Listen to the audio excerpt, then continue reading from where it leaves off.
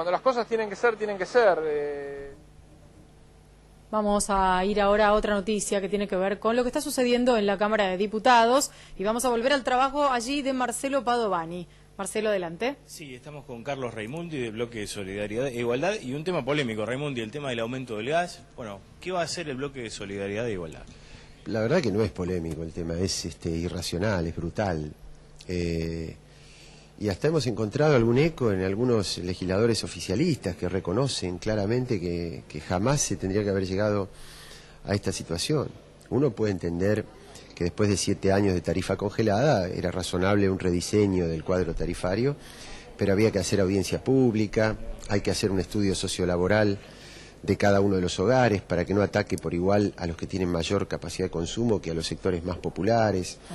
Así que este aumento así planteado tiene que derogarse lisa y llanamente.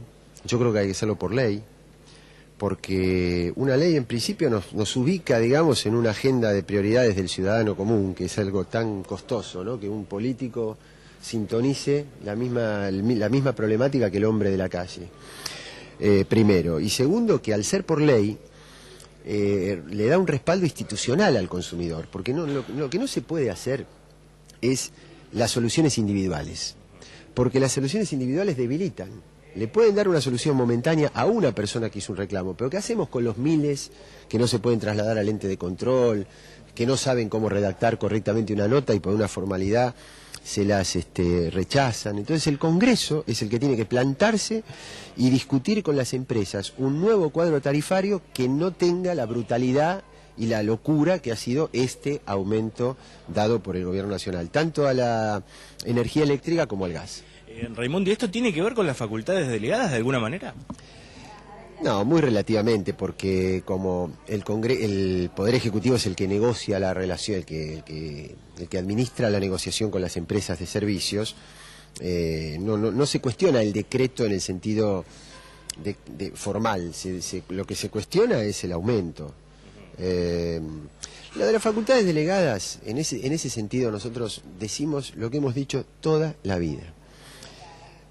Hay que ser muy específico, hay que reducirlas a las cosas puntuales de necesidad, de emergencia, no se puede delegar todo, hay que tener muchísimo control. Hay una comisión bicameral que hace el seguimiento, que tiene por función hacer el seguimiento de las facultades delegadas, hay que ponerla a funcionar a pleno, no se puede prorrogar indefinidamente, no podemos seguir prorrogando, hay que ponerle límites. Y después está el otro punto, el más álgido de todos, que es el de las retenciones.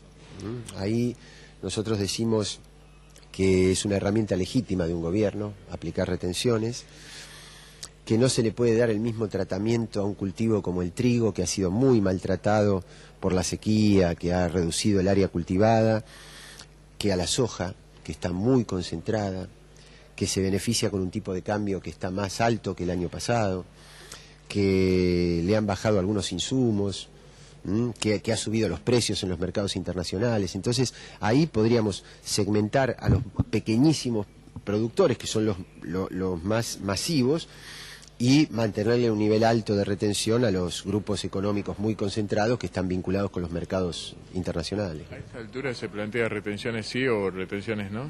Yo creo que es un error, yo creo que es el problema de fondo es que cuando uno cae en que retenciones sí o retenciones no, es porque falta una política integral. Porque si hubiera una política integral de desarrollo agropecuario, los 2 puntos que puede eliminar o bajar o maniobrar con la retención, lo compensa con otra medida, que puede ser un subsidio, una compensación.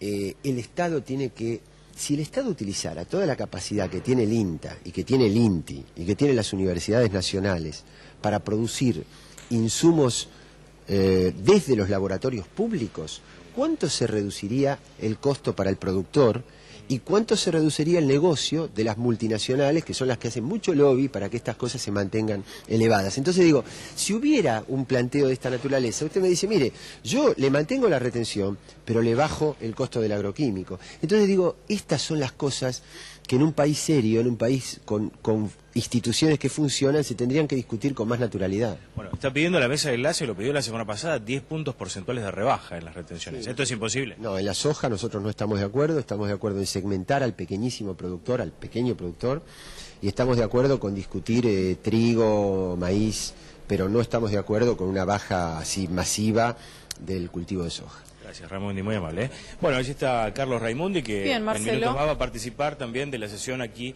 en la Cámara de Diputados, convocado para las 3 de la tarde. Muchísimas gracias, Marcelo. Vamos a volver con vos en algunos minutos por allí porque hay mucho trabajo por hacer en la Cámara de Diputados. Hasta luego. Hasta luego. Bueno, tenemos...